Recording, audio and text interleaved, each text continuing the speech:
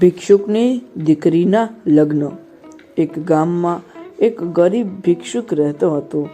ભિક્ષુક દિવસભર ભિક્ષા માંગીને પોતાના પરિવારનું ગુજરાન ચલાવતો. તેના ઘરમાં 3 દીકરીઓ હતી, પણ તે પોતાની મોટી દીકરીના લગ્ન માટે ચિંતિત રહેતો હતો. તે વિચારતો કે કેવી રીતે તેના લગ્નના ખર્ચા માટે પૈસા એકત્રિત કરી શકાય. એક દિવસ ભિક્ષુક ભિક્ષા માંગવા માટે ગામના રાજાના મહેલ પાસે ગયો. રાજાને તે ભિક્ષુકની ચિંતિત ચહેરા પર સહજતા દેખાતી હતી. રાજાએ તેને પૂછ્યું, ભિક્ષુક, તું આટલો ચિંતિત કેમ છે?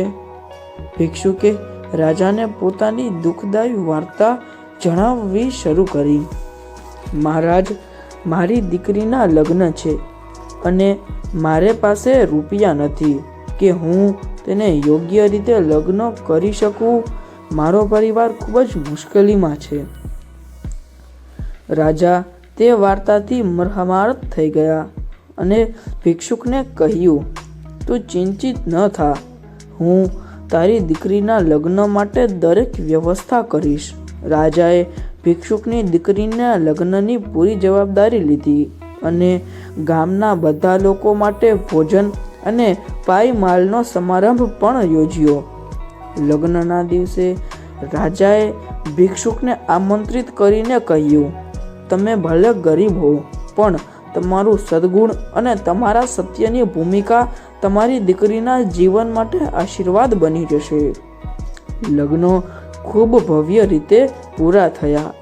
આ ઘટનાએ ગામમાં બધાને શીખ આપી કે કઈ પરિસ્થિતિમાં પણ કરુણાનું હૃદય રાખવું મહત્વપૂર્ણ છે અને ગરીબને મદદ કરવી એ માનવ ધર્મ છે. શિખામણ. આ વાર્તા આપણને શીખવે છે કે કરુણા અને દયાની ભાવનાથી તમે બીજી વ્યક્તિના જીવનમાં બદલાવ લાવી શકો છો. બીજાને મદદ કરવી એ શ્રેષ્ઠ પુણ્ય છે.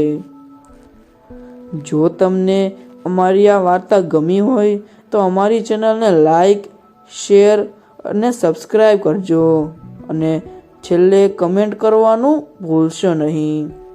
If you like our story, so please don't forget to like, share, subscribe and comment. Thanks for watching.